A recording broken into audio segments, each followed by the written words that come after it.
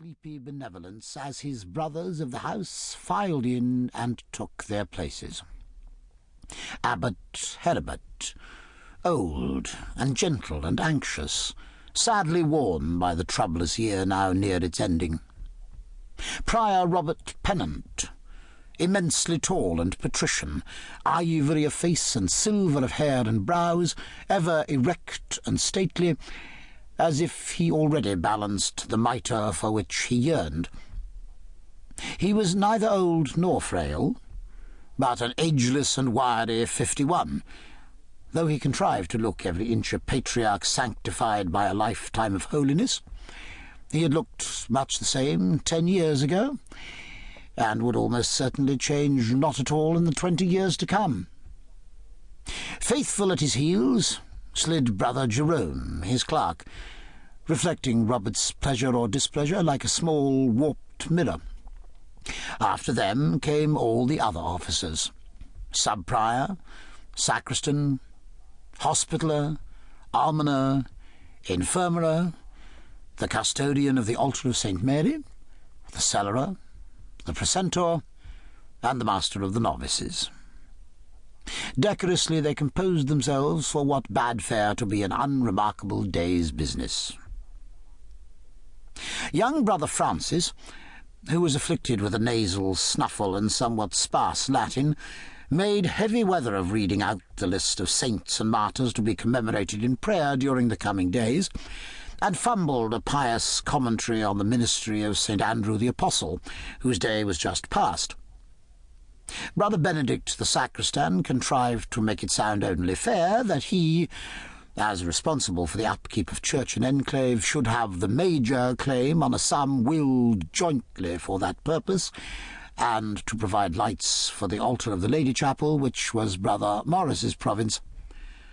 The precentor acknowledged the gift of a new setting for the Sanctus, donated by the composer's patron, but by the dubious enthusiasm with which he welcomed so generous a gift, he did not think highly of its merits, and it was unlikely to be heard often.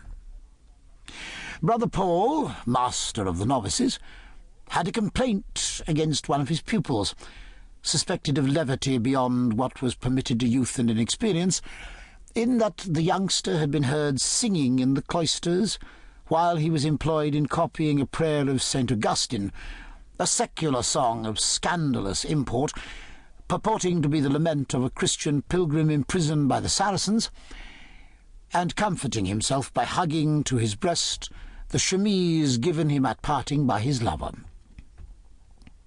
Brother Cadfael's mind jerked him back from incipient slumber to recognize and remember the song, beautiful and poignant. He had been in that crusade. He knew the land, the Saracens, the haunting light and darkness of such a prison and such a pain. He saw Brother Jerome devoutly close his eyes and suffer convulsions of distress at the mention of a woman's most intimate garment. Perhaps because he had never been near enough to touch it, thought Cadfael, still disposed to be charitable. Consternation quivered through several of the old, innocent, lifelong brothers, to whom half the creation was a closed and forbidden book. Cadfael made an effort, unaccustomed at chapter, and asked mildly what defence the youth had made. He said, Brother Paul replied fairly, that he learned the song from his grandfather, who fought for the cross at the taking of Jerusalem, and he found the tune so beautiful that it seemed to him holy.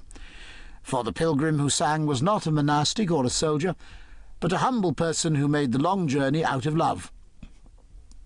A proper and sanctified love, pointed out Brother Cadfael, using words not entirely natural to him, for he thought of love as a self-sanctifying force needing no apology. And is there anything in the words of that song to suggest that the woman he left behind was not his wife? I remember none.